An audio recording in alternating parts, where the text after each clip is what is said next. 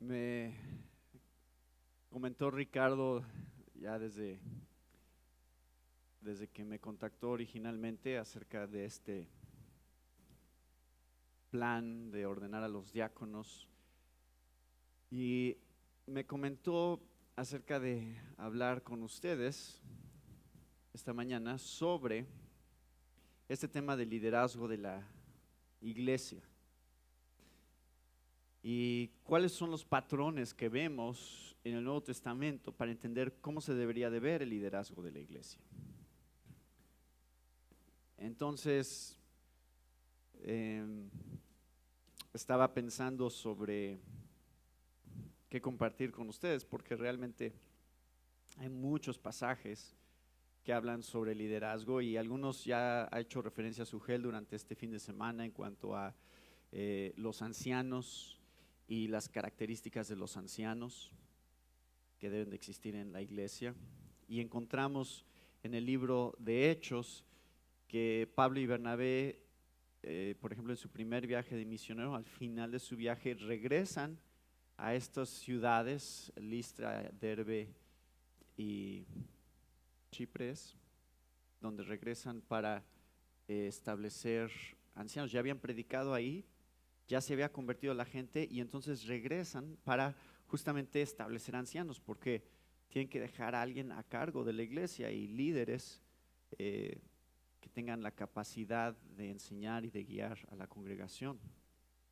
También se hizo mención sobre Hechos 20, que es cuando Pablo reúne a los ancianos de Éfeso y tiene una plática con ellos acerca del ministerio pastoral de los ancianos.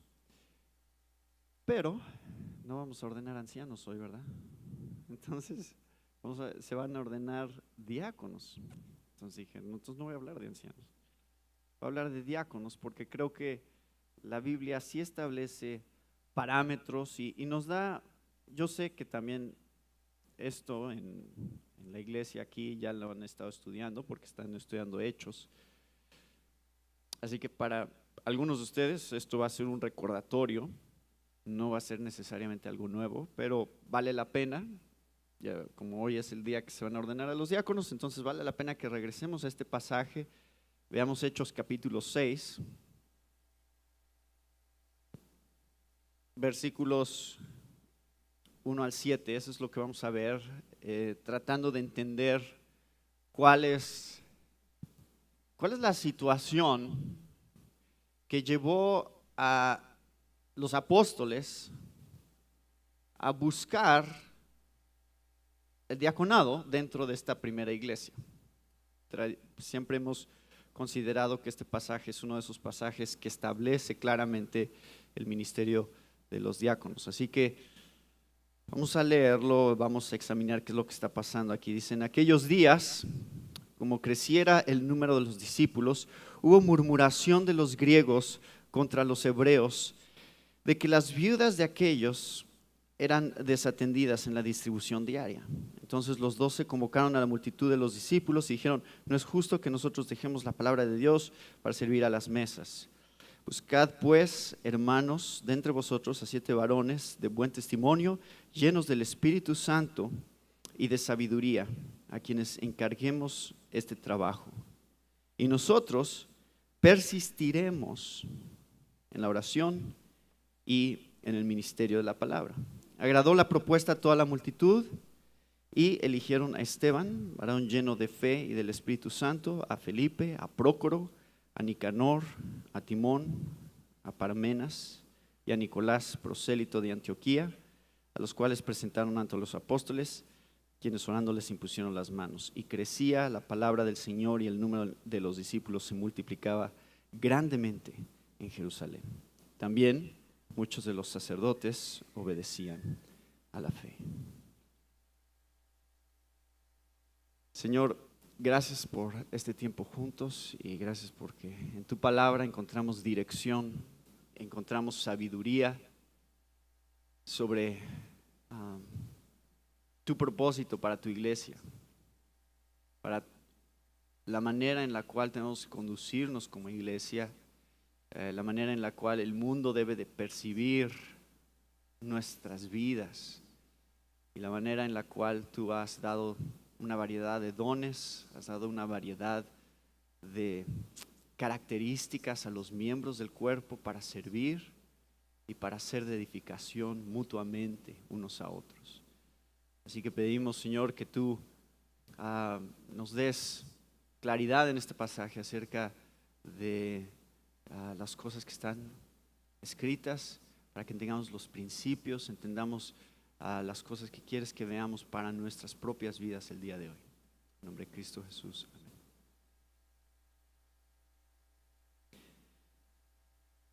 Entonces, al ver este pasaje, quiero que vean tres cosas que están establecidas. Número uno, tenemos un problema. Número dos, tenemos una solución. Y número tres, tenemos un resultado. Y esas tres cosas establecen el oficio de los diáconos en Hechos 6. Y quiero que entiendan cuál era el problema, porque antes de hablar de los diáconos y antes de hablar de sus características y cómo deberían de ser los diáconos, tenemos que entender cuál es el problema que vienen a solucionar los diáconos dentro de la iglesia. Y entonces entenderemos por qué necesitan tener ciertas características. Si no entendemos, si nada más decimos, aquí está la lista de requisitos, tienen que ser así, así, así, así, y no vemos cuál es su verdadera función, entonces, pues solamente es eso, es una lista de requisitos. Pero va a ser difícil que funcionemos como iglesia, trabajando como un cuerpo, supliendo necesidades, si no entendemos cuáles son esas necesidades. Y aquí en este pasaje tenemos establecido una situación que se está dando en la primera iglesia. Ahora, en el libro de Hechos, ya hemos estado leyendo acerca de la manera en la cual Satanás está atacando a la iglesia y la manera en la cual la iglesia se está enfrentando a oposición. Entonces hemos estado viendo en el libro de Hechos, si leen desde el capítulo 1 hasta este punto, Satanás ha estado atacando desde afuera a través de la persecución. Ya la iglesia empezó a enfrentar persecución, especialmente de los líderes religiosos ahí en Jerusalén. Pero no nada más está atacando a Satanás desde afuera, sino que también está atacando desde adentro a través de la corrupción. Y tenemos un caso que acabamos de leer en el libro de Hechos, si fuéramos en orden, que sucedió en el capítulo 5 con dos personas, Ananías y Zafira. Entonces, Satanás también está atacando a la iglesia desde adentro con lo que yo creo que ejemplifica esa historia, que es: no todos los que están dentro de la iglesia están ahí por las razones correctas y no todos son verdaderos creyentes que están dentro de la iglesia. Y entonces tiene que ser manifiesto que no todos son verdaderos creyentes. Y que si tú no estás aquí porque tu anhelo es conocer más a Jesús y servir a Jesús con tu vida y tu convicción, si tu convicción no está en el evangelio, entonces no eres verdadero miembro del cuerpo de Cristo. Cualquier otra razón por la cual alguien se congrega en una iglesia no es la razón por la cual Dios estableció que fuéramos parte de la iglesia. Entonces, tenemos desde afuera y desde adentro, a través de la corrupción. Pero ahora, en el capítulo 6, hay un nuevo ataque. No es el ataque externo de la persecución, no es el ataque interno de la corrupción, es el ataque de la división. Vean cómo está establecido en el texto. Dice que como creciera el número de los discípulos, hubo murmuración de los griegos contra los hebreos. Entonces, en esta iglesia de Jerusalén hay dos tipos de personas que componen a la iglesia. Están los judíos helenistas y están los judíos palestinos. Están los judíos que hablan griego y tienen la influencia griega y de la cultura griega, y están los judíos pues más, que se sentirían más puros como judíos, porque son los que hablan hebreo y arameo y son los judíos más ortodoxos. Y entre ellos parece ser que está viendo esta situación en el templo. Parte de la tradición judía en el templo era el del cuidado de las viudas, y parte de los ingresos y el dinero del tesoro del templo se destinaba al cuidado de las viudas. Pero claro, hemos estado viendo en el libro de Hechos que la iglesia ha estado enfrentando oposición contra los líderes religiosos. Entonces probablemente las viudas de la iglesia no están siendo cuidadas por la administración del templo judío. Y la iglesia asume esa responsabilidad y dice: no se preocupen, nosotros cuidamos de ustedes. Pero claro, es una situación complicada porque el idioma es un tema, y los apóstoles y el núcleo pues es este grupo más que se identifica más con los judíos palestinos. Entonces parece ser que esta categoría de viudas que son helenistas, judías helenistas o griegas,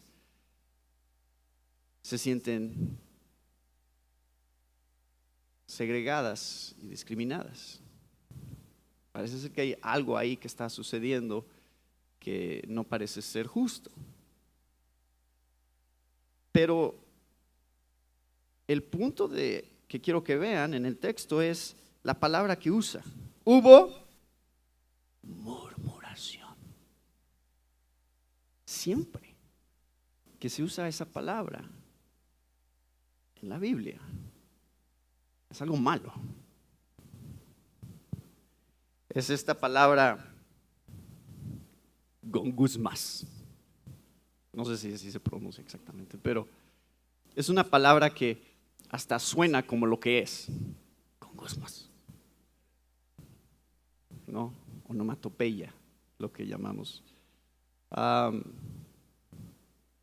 Entonces, la queja podría ser legítima. Sí, se están descuidando las viudas griegas.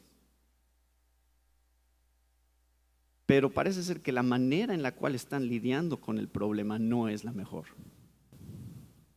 Parece ser que se está dando como un chisme entre la congregación. Ahora, antes de que juzguemos esta situación demasiado rápido, acuérdense qué tanto ha crecido la iglesia a este punto, qué tan compleja es la dinámica. ¿Tenemos problemas en nuestras iglesias? ¿Y cuántos miembros somos? En nuestra iglesia tenemos 150 miembros. Y tenemos muchos problemas. Ahora, en el libro de Hechos, primero, ¿cuántos se convirtieron después de Pentecostés? 3,000. Y después otros 2,000. Y luego ya como que Lucas hasta pierde la cuenta y dice: bueno, ya hace muchos, ya se seguían convirtiendo. Entonces algunos estiman que a estas alturas se habrían estado reuniendo más o menos en unas 100 casas para cubrir toda el nivel de conversión que se estaba dando en este punto de la historia. Entonces, evidentemente es una situación muy, muy complicada. Y miren, siempre va a haber algo de qué quejarse. Siempre. Si tú quieres quejarte de algo, todas las iglesias tienen algo de lo cual te puedes quejar. Es que esos músicos como tocan bien fuerte, no me gusta. Y ese hermano como predica, ese como que no tiene la unción como el otro. O sea, algunas eran legítimas, otras no. Pero lo que quiero que vean en este pasaje es que no es, o sea, puede ser una razón legítima que tienes tu observación sobre la iglesia, puede ser algo legítimo, pero ¿cómo lo haces? Tienes que tener cuidado, Porque aquí es el ataque de Satanás a la iglesia, es que está queriendo crear división en la iglesia. Esto era algo que potencialmente habría sido sumamente destructivo para la iglesia. En este punto de su infancia, donde apenas se está conformando, que de pronto existiera esta división entre los judíos helenistas y los judíos palestinos sobre este tema de la distribución de la comida, donde dijeran, ¿saben qué? O sea, esto se podría haber tornado en un problema gravísimo para la iglesia, que hubiera traído una división fuertísima entre estos dos grupos de personas. Entonces requería de mucha sabiduría y requería de la dirección del Espíritu Santo para saber cómo solucionar esta situación. Miren lo que dice Deuteronomio 1:27, y esto está resumiendo la situación que le estaban viviendo los judíos en Éxodo 15 al 17 y en Números 14 al 17. Y murmurasteis en vuestras tiendas, diciendo, porque el Señor nos aborrece, nos ha sacado de la tierra de Egipto para entregarnos en manos de los amorreos y destruirnos. ¿Se dan cuenta? Es cuando se empieza a dar o sea, ya te diste cuenta. Esto es lo malo que hay aquí.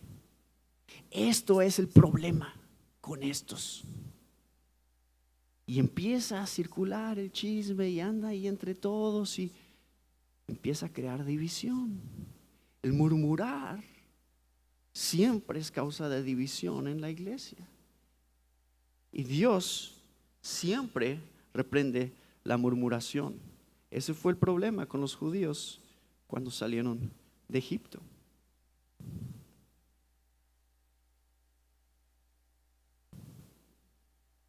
Ya establecimos el problema. Ese es el problema que está aquí. ¿Ven qué tan fuerte es y qué tan potencialmente dañino es? Ahora, ¿cómo habríamos resuelto esto nosotros? O sea, si esto pasa en nuestra iglesia,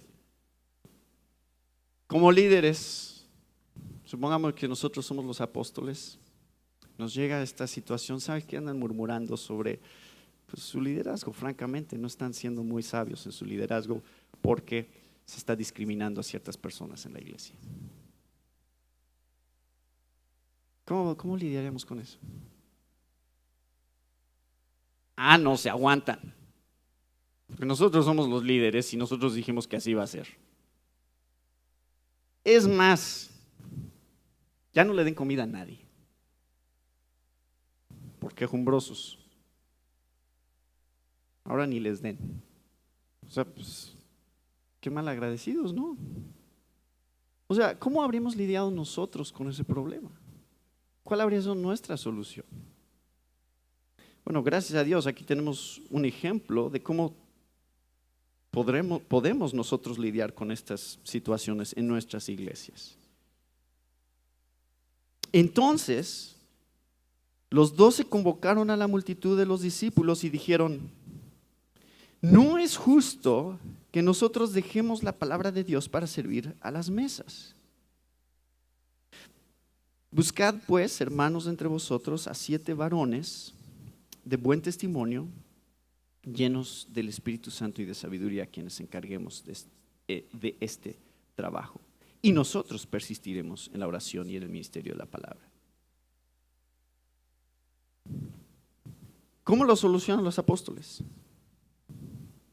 No cancelan el ministerio, dicen, ¿saben qué? Este ministerio de darle comida a las viudas está causando unos problemas, mejor ya quítenlo. Porque al fin y al cabo somos una iglesia de predicación. Entonces vamos a enfocarnos en predicar. ¿Para qué nos distraemos con esas cosas de comida? Y cuando yo estaba pensando sobre eso, decía, ¿qué tanto de nuestras iglesias, y honestamente los reformados, las iglesias reformadas, tienen un poquito esta tendencia a decir, ¿saben qué? Somos una iglesia doctrinal, somos una iglesia que enseña, Así que no se preocupan de otra cosa.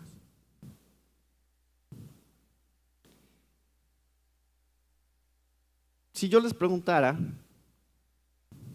si quieres bajar de peso, ¿qué debo de hacer? ¿Comer bien o hacer ejercicio? ¿Cuál de los dos? ¿Verdad? ¿Por qué tendrías que escoger entre uno y el otro? No tienes que escoger entre uno y el otro, debes de hacer ambos. Aquí tenemos una situación en donde los apóstoles están conscientes, no nada más de la importancia de la predicación. Ese no es el punto que están diciendo, lo único que importa es la predicación. Lo que están diciendo es, necesitamos tener ministerios de amor y necesitamos tener ministerios de la palabra. No vamos a escoger entre los dos. Si los ministerios de amor nos van a alejar del ministerio de la palabra, entonces vamos a asegurarnos de que nosotros tengamos tiempo de cumplir el ministerio de la palabra sin descuidar los ministerios de amor. ¿Entienden la dinámica que se está dando aquí? No es uno o el otro, es ambos. ¿Cómo puede la iglesia cubrir todas las áreas que debe de cubrir? No debemos de ser iglesias nada más doctrinales. No debemos de ser iglesias solamente de enseñanza. Tenemos que ser iglesias que entiendan toda la dinámica de la vida cristiana, que tiene que ver no nada más con lo que decimos, sino con lo que hacemos también. Y eso es lo que estamos viendo, es esta prioridad de no descuidar ningún ministerio. Lamentablemente, las denominaciones y las iglesias siempre tienen la tendencia a irse de un lado o del otro, ¿verdad? O les encanta hacer y no decir, o les encanta decir y no hacer. Necesitamos encontrar un balance, y ese balance empieza desde cómo se da el liderazgo en la iglesia y cómo se distribuye el liderazgo en la iglesia. Porque ese liderazgo va a empezar a cubrir las diferentes áreas que son necesarias. ¿Se acuerdan de la historia con Jetro y Moisés? ¿Quién era Jetro? El suegro. Y ahí está Moisés con 2 millones de judíos. Y Jetro le dice: Moisés, creo que estás sobrecargado. Creo que necesitas delegar. Creo que necesitas ayuda, porque si no, no vas a hacer tu trabajo bien. Y eso es exactamente lo que encontramos aquí. Encontramos una situación en la cual los apóstoles dicen: ya no podemos. O sea, no es que no queremos servir las mesas. De hecho, yo creo que hasta este punto los apóstoles de hecho sí estaban sirviendo las mesas e involucrados en este ministerio. Por eso vienen a ellos con este tema. Y no es que no queremos servir mesas, es que ya nos está absorbiendo a tal punto que estamos descuidando otras áreas. Necesitamos ayuda con estos ministerios específicamente.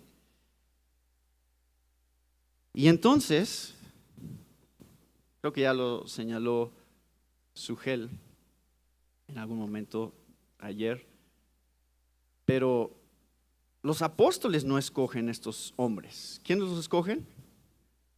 La iglesia.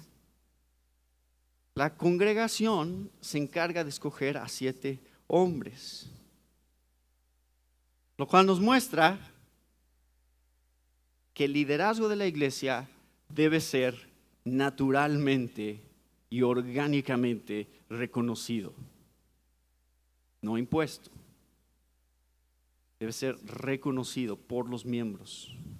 Ustedes deben de saber quiénes son sus líderes, porque conocen a sus líderes y reconocen en ellos las cualidades de un líder.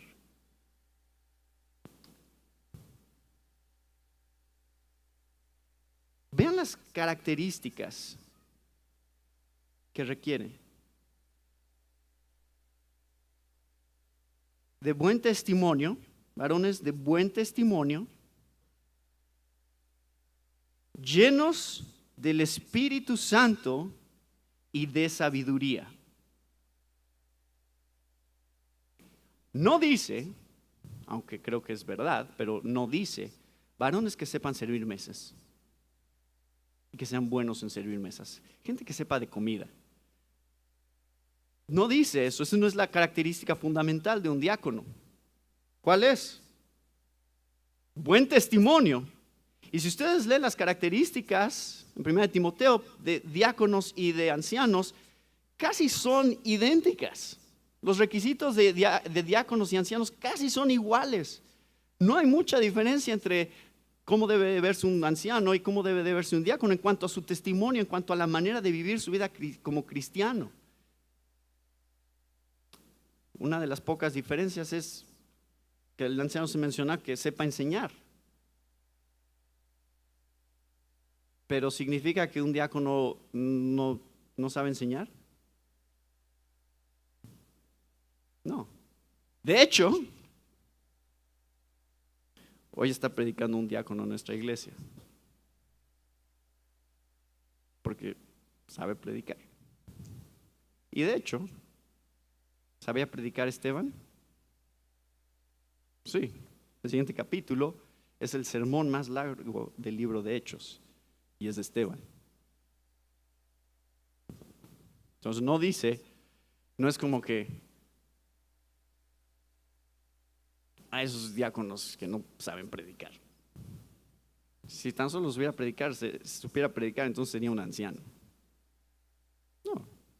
Creo que todos los ancianos deben de saber predicar, pero no solo los ancianos deben de saber predicar. Ese creo que es el principio que vemos aquí.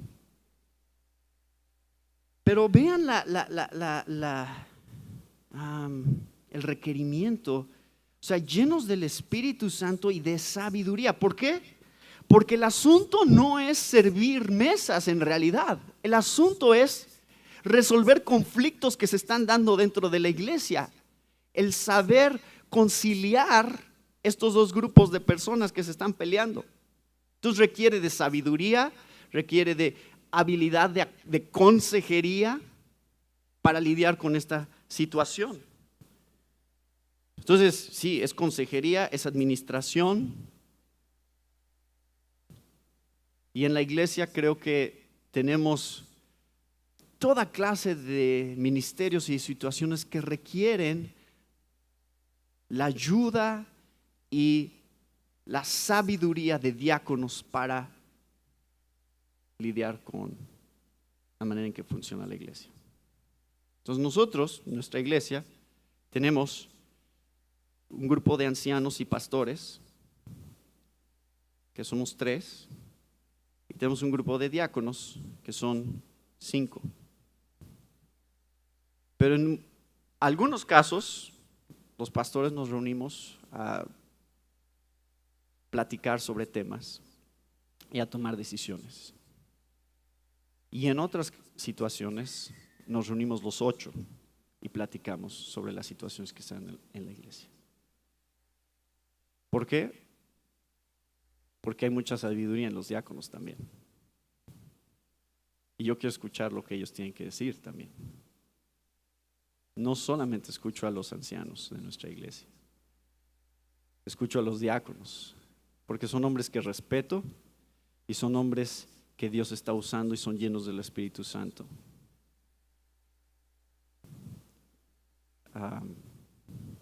Y bueno, eso nada más lo digo porque he visto a veces que se hace esta línea donde parece ser como que los diáconos no pueden cruzar, ¿no? O sea, no, si es de servir, entonces sí, tú hazlo, ¿no? Pero si es un aspecto de enseñanza o de consejería, entonces los ancianos tienen que absorber toda esa responsabilidad. No, compartimos esa responsabilidad. Nosotros sí absorbemos la mayor responsabilidad sobre esas áreas, pero la compartimos en gran parte también con los diáconos. Y miren, este problema de las viudas, híjole, era un problema que se siguió dando a lo largo de la iglesia, porque en 1 Timoteo 5, Pablo tuvo que agregar todavía más cosas sobre cómo atender a las viudas de la iglesia. Y dice, híjole, este tema de las viudas, ay, ay, ay. Miren, si tiene familia que todavía está viva, que ellos se encarguen de ella. Y si es joven, que se case. Porque la verdad estas viudas causan problemas. Y Pablo tiene que seguir tratando con este tema, pero y nosotros a lo mejor no lo vemos tanto en nuestra sociedad hoy, pero en ese tiempo, la manera en que existía en el primer siglo, la situación y la gran desventaja que tendría una viuda, especialmente una viuda que estaba sola, sí era un tema todavía más de mayor importancia para la iglesia, y lo vemos en Santiago 1:27.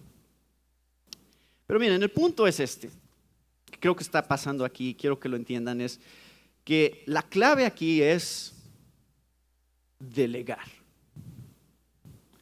El liderazgo de la iglesia tiene que saber delegar. Tiene que saber que no todos podemos estar involucrados en todo de la misma manera. Tenemos que confiar en otros, lo cual es muy difícil para algunos. Porque delegar no es decir, ¿sabes qué? Quiero que hagas todo exactamente como yo lo haría. Porque entonces no estás delegando, nada más sigues controlando, nada más que a través de otros. Es decir, yo confío en ti, yo confío en las decisiones que tú vas a tomar y yo te encargo este ministerio. Y suena más fácil de lo que es. Porque cuando hacen algo que no nos gusta necesariamente, dices, híjole, bueno, está bien, está bien.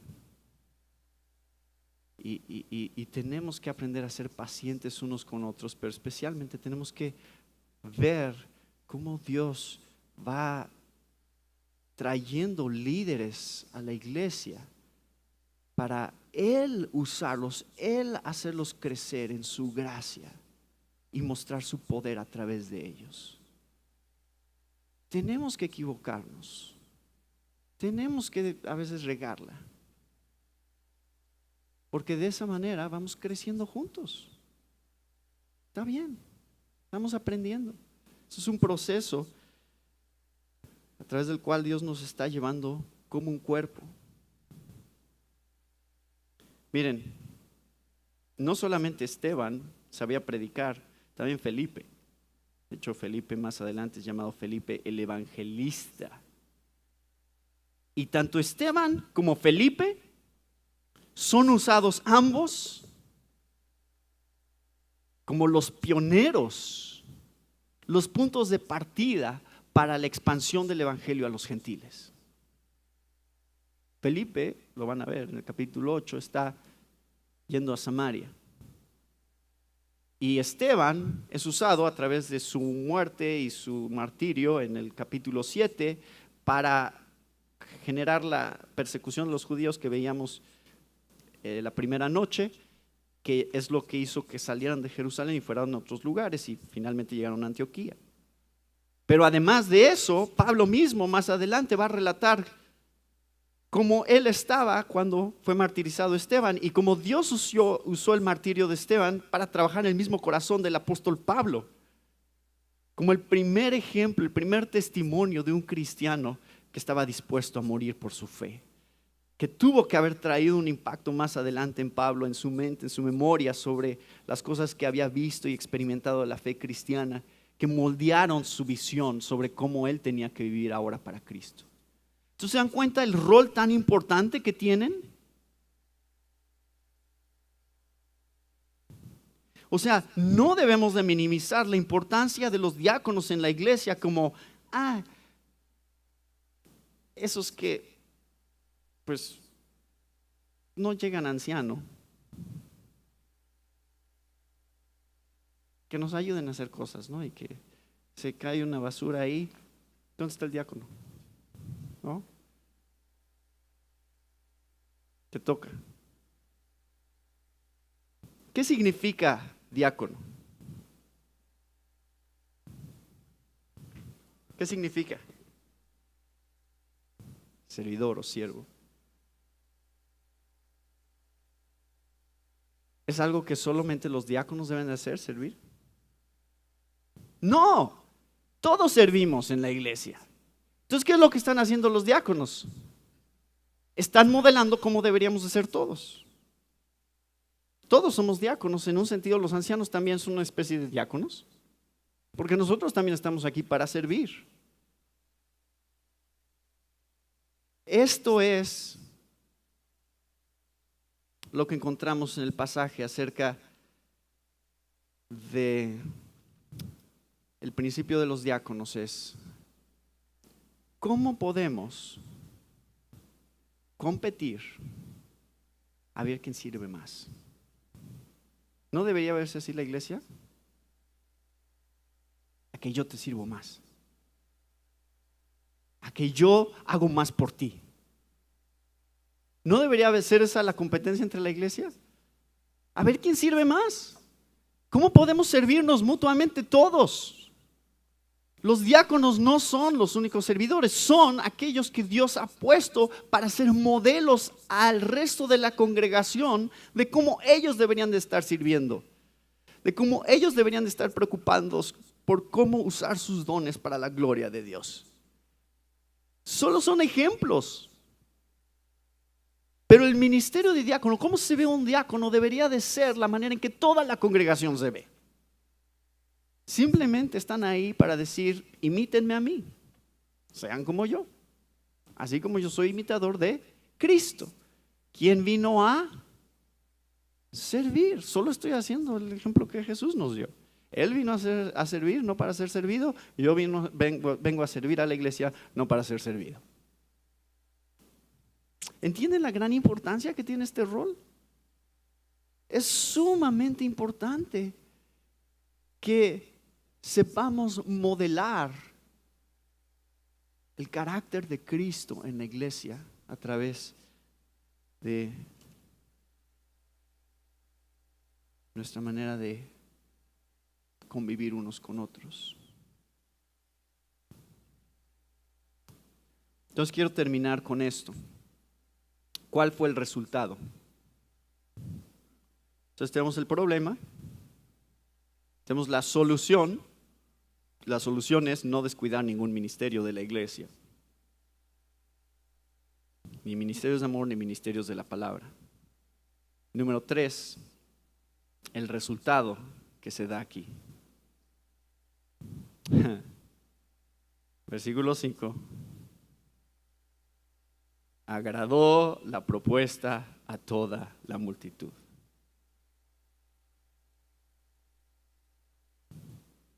¿Saben qué difícil es complacer a la gente? O sea, siempre se quejan de algo, ¿no? Si decido esto, se van a quejar. Si decido esto, se van a quejar. Pero aquí tienes una congregación de miles que están todos de acuerdo sobre la decisión. Dicen, qué bueno que escogieron esos 7. Nos encantan esos 7 para resolver este problema. Trajo unidad a la iglesia. La solución, el resultado de esta solución que plantearon los apóstoles fue mayor unidad. Algo que potencialmente era tan destructivo para la primera iglesia, ahora se convirtió en un factor de mayor unidad para la iglesia.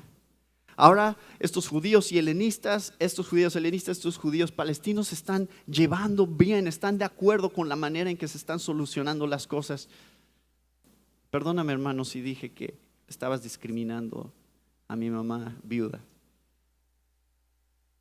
Ya veo que ese no era tu intención.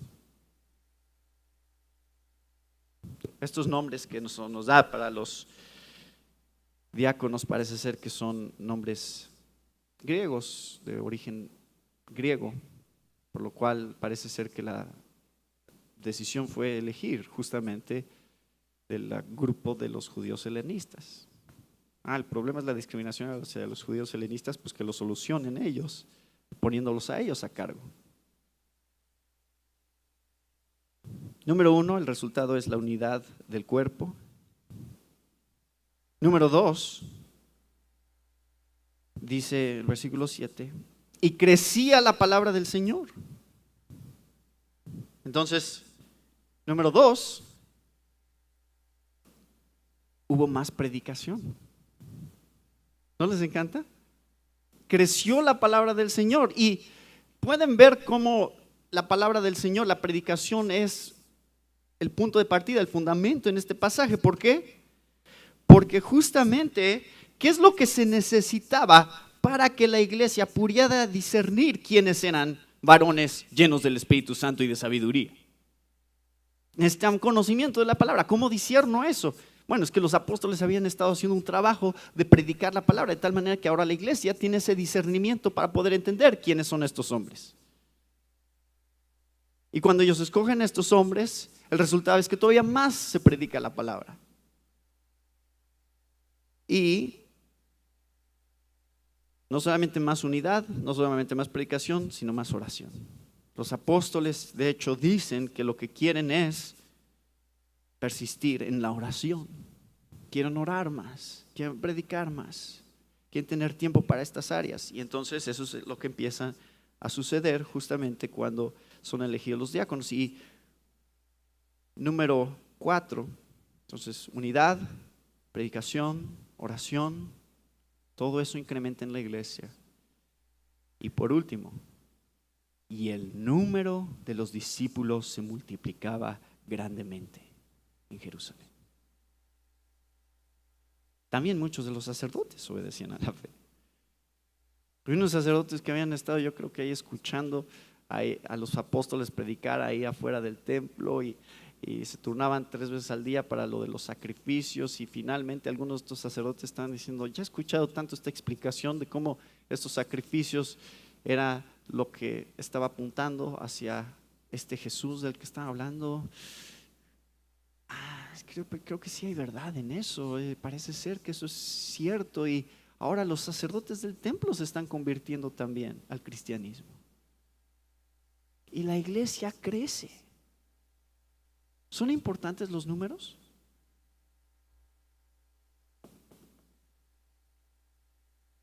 ¿Son importantes los números? Sí, por algo se mencionan los números. Si no fueran importantes no estarían aquí. Pero los números que son el resultado de la predicación de la palabra. No es los números solitos, ¿verdad? Porque si se trata de los números, pues podemos hacer muchas otras cosas para tener números. Pero es números que son el resultado de la predicación de la palabra, es decir, números que son el resultado de vidas transformadas. ¿La iglesia debe crecer? Sí. Y cuando crezca la iglesia, el liderazgo debe de crecer. ¿Ha crecido la iglesia aquí en Jalapa? Entonces necesitan más líderes. Porque Ricardo no puede solo. Se va a quemar, se va a desgastar y no va a hacer las cosas bien si está solo. Oremos por más diáconos. Oremos por más ancianos. Porque la iglesia de Dios prevalecerá y crecerá. Y junto con eso necesitamos la sabiduría de Dios y necesitamos al Espíritu Santo para saber cómo administrar este grupo de gente y saber qué es lo que Dios quiere que hagamos con este grupo de gente. ¿Cómo lidiamos con los problemas? ¿Cómo lidiamos con las murmuraciones? ¿Cómo lidiamos con los diferentes ministerios? Necesitamos la sabiduría. En la multitud de los consejos está la sabiduría. Necesitamos una pluralidad en el liderazgo. Necesitamos muchas personas santas y piadosas buscando la dirección de Dios, buscando que Dios sea glorificado, buscando que el evangelio sea el centro, guiando a la congregación, llevándolos en el camino hacia cumplir el ministerio que Dios nos ha dado, que es su reino sobre la tierra.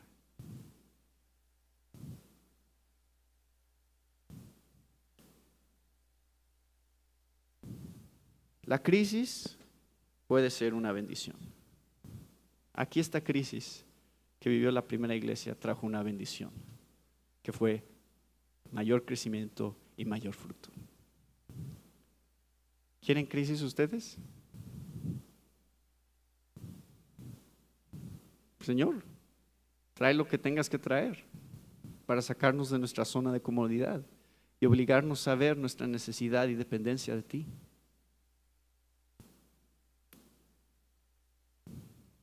La oración es la clave, la predicación es la clave y la sabiduría y la llenura del Espíritu Santo son la clave. Porque esta iglesia, que es el cuerpo de Cristo, es una cosa bien compleja y bien difícil. Nosotros no podemos, pero Dios sí. Señor, gracias por este tiempo juntos y gracias por la manera en la cual tú guías a tu iglesia. Y gracias porque sabemos que esos hombres, estos diáconos que hoy serán ordenados para servirte a ti. Y te sirven a ti a través de servir al pueblo de Dios. Y queremos que tú seas glorificado aquí en la iglesia de Jalapa, en la manera en que se ve el liderazgo, en la manera en que vive el liderazgo y en la manera en la cual tu iglesia sigue creciendo. Nos gozamos en esta verdad y sabemos, Señor, vemos tu obra aquí, vemos la manera en que estás trabajando en los corazones de estas personas y transformando vidas. Y no hay mayor gozo para nosotros que ser parte de eso. En tu nombre encomendamos este tiempo y para tu gloria. Amén.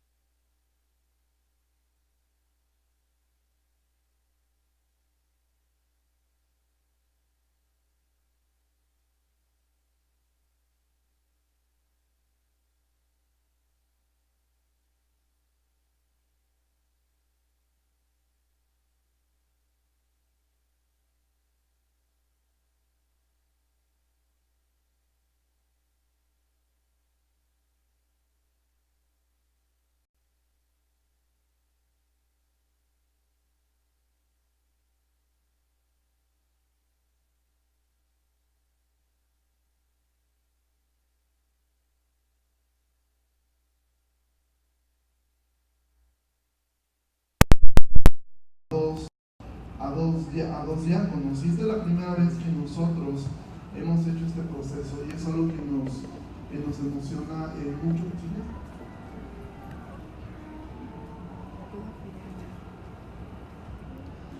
Entonces yo les quiero aprovechar esto para nosotros tener lo que será la primera ocasión que tendremos una ordenación como iglesia, en el cual, bueno, es un gusto y que puede estar con nosotros el pastor Nathan Díaz y el pastor Sergio Michelet. Y bueno, el Espíritu Santo nos guió como iglesia a poder llevar todo este proceso de elección, de votar, de orar, de estudiar de un diácono. Y la iglesia, pues, ¿pasa a tomar lugar? Sí, tomar tu lugar. Por favor, gracias. Como buen diácono está sirviendo. Entonces, para nosotros es muy importante esto. La iglesia eligió a José Armando Ricaño y a Claudio Noé Guerra. Fueron las personas que, después de haber sido propuestos por una mayoría de la iglesia en un proceso de evaluación que hicimos de forma privada pero también pública, con ellos, con sus familias. Yo en lo personal platiqué con ellos, con sus esposas, también con sus hijos respecto a esto. Y bueno, ha habido un buen testimonio. La semana pasada nosotros tuvimos esta parte donde la iglesia dio un testimonio acerca de ellos, de poder dar un testimonio público respecto a las cualidades que Pablo habla en Timoteo acerca de esto. Y bueno, conforme a este ejemplo que tenemos en la Biblia, pero sobre todo el ejemplo que tenemos de Jesucristo, que vino a servirnos y no a ser servido, ellos de esta forma ahora serán parte del servicio en la iglesia, en visitar, en consejería, en orientar, en consolar, en estar al pendiente de los cuidados de la iglesia local y para servirnos a todos. Aparte de esto, bueno, ellos serán un brazo de ayuda hacia el ministerio pastoral, ¿sí?, de nuestra iglesia. ¿Para qué? En estos momentos yo estoy como pastor de la iglesia y poder dedicarme aún más hacia el llamado principal que como pastor tengo. Y orando, evidentemente, y esto es algo que nosotros como iglesia hemos hecho y aún lo seguiremos haciendo, es orar porque Dios levante ancianos dentro de la iglesia, ¿sí? Nosotros como iglesia local estamos llamados a servirnos en amor unos a otros, ¿sí? Y ahora, bueno, también como iglesia colaborar junto con ellos como el diaconado. Entonces, a mis hermanos José Armando y Claudio, que recordemos que Cristo como cabeza y Señor de su iglesia los está dando a ustedes como dones para servir a esta iglesia, y en su buena voluntad ha usado su espíritu para que la iglesia los esté reconociendo hoy formalmente como diáconos. Entonces voy a pedir, por favor, que si se pueden poner de pie y pueden pasar aquí al frente, por favor, José Armando, Claudio. Parte de todos ellos han sido amigos, mentores en mi propia vida y gente que yo amo muchísimo. Simplemente yo quiero hacer, si alguien me puede ayudar pasándoles un micrófono a ellos, porfa. Gracias. Algunas preguntas simplemente para dar un testimonio, y ya si descubrimos aquí algo, pues todavía podemos, echamos para atrás. No, pero son algunas preguntas para poder escuchar un testimonio público respecto a lo que nosotros hacemos. Y bueno, yo quiero preguntarle, si creo, ¿creen ustedes que las escrituras del Antiguo y el Nuevo Testamento, en sus 66 libros, son la palabra de Dios, la única regla infalible de fe y de la práctica? Sí, creo. ¿Aceptas la enseñanza doctrinal de nuestra iglesia? ¿Aceptan el gobierno pastoral, a la disciplina eclesiástica y a los estatutos de esta iglesia que es Jesús? Sí, creo. Sí, aceptamos. Pero no es la primera vez que hacemos esto. ¿Aceptan el oficio de diácono en esta congregación y prometen ejercerlo con fidelidad de acuerdo a la enseñanza de la palabra de Dios? Sí, es acepto. ¿Prometen en lo que dependa de ustedes defender la sana doctrina y procurar la paz, la santidad y la unidad de nuestra iglesia? Sí, prometo. Ok, bueno, nosotros siendo testigos de estas respuestas, yo quiero ahora pedirle por favor al pastor, su jefe, el pastor Natán Díaz, que nos ayuden a imponer manos. Y bueno, antes, ¿me pueden ayudar? José, para bajar el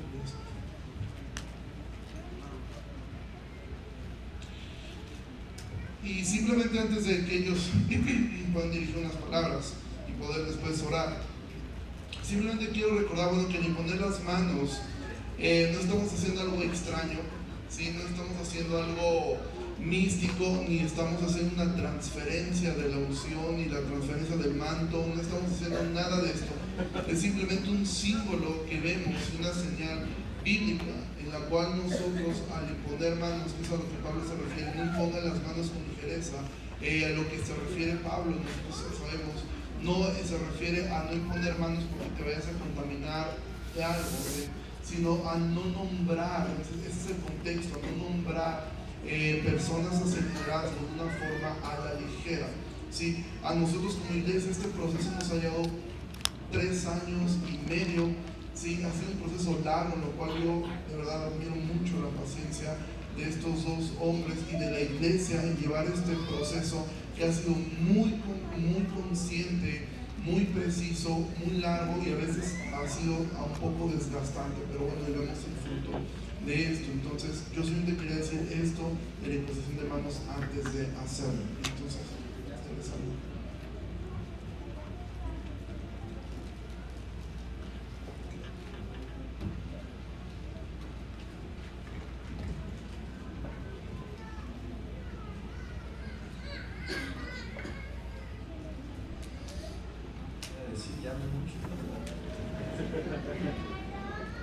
Bueno, simplemente recordarle a nuestros hermanos aquí que algo que Ricardo acaba de decir, y es el hecho de que nuestro Señor Jesucristo es presentado en la Biblia como diácono. Y eso es sorprendente. Dice, yo no he venido para ser servido, sino para servir. ¿Y a qué punto?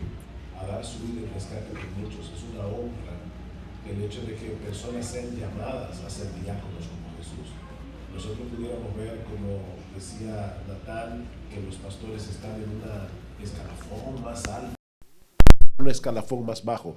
No, la Biblia dice que el que sirve está en un escalafón más alto. Así que en ese sentido el oficio de diácono es un oficio muy honroso y la Biblia promete recompensa en 1 Timoteo 3 a los diáconos fieles. Así que hermanos, asuman este oficio con gozo, como un privilegio, con la alegría de poder servir al cuerpo de Cristo por el cual Él derramó su sangre en la cruz del Calvario.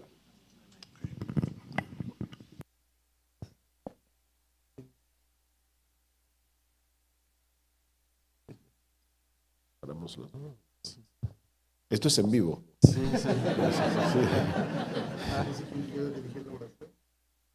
Pues sí.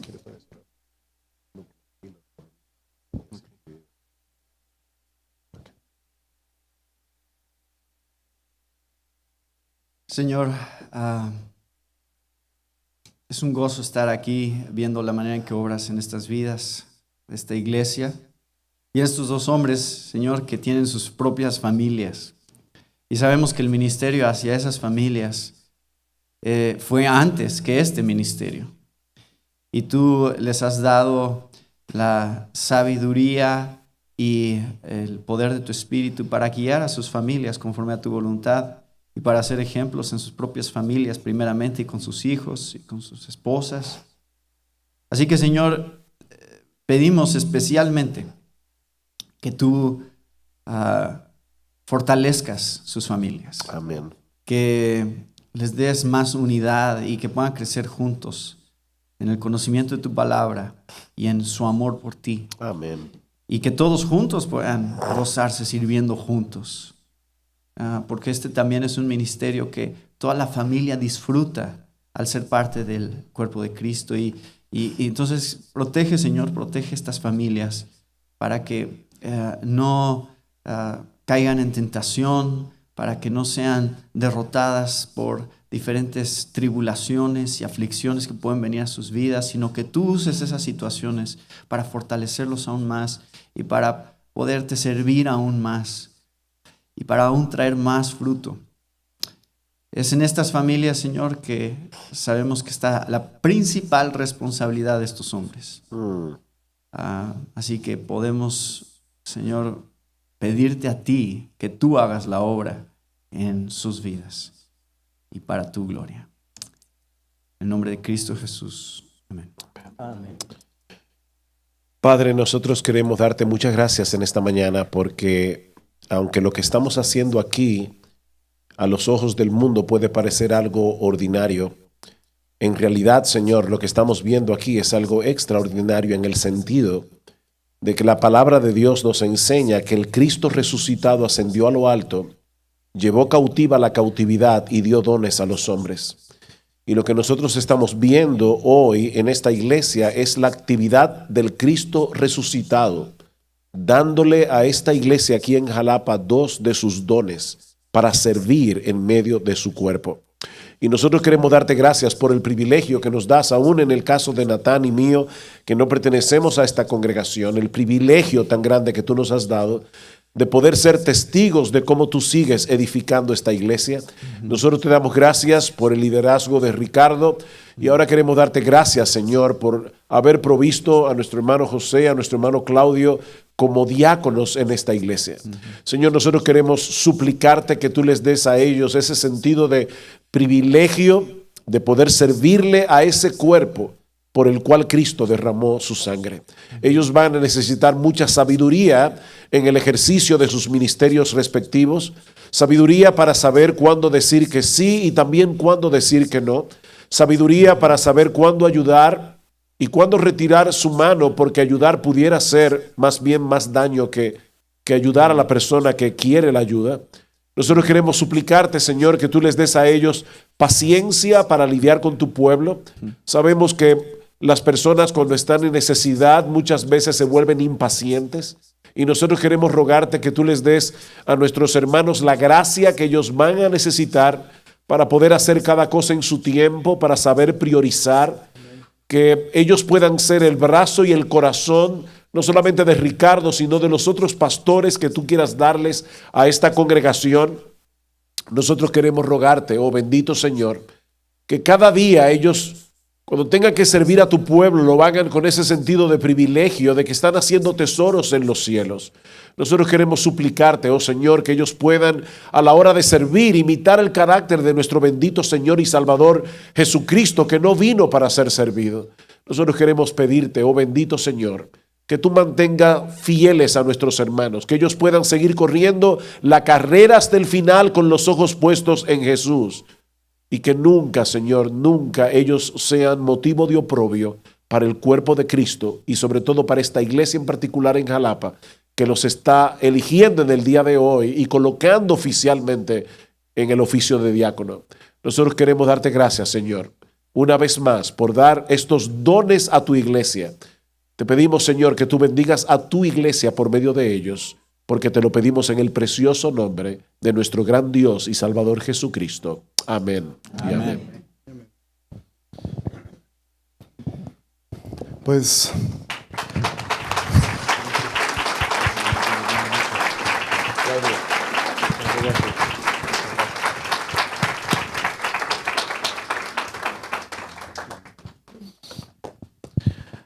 Pues iglesia, ahora simplemente pedir, y a todos que están aquí también acompañándonos, pedir que nos ayuden orando por ellos, por sus familias, por nuestra iglesia.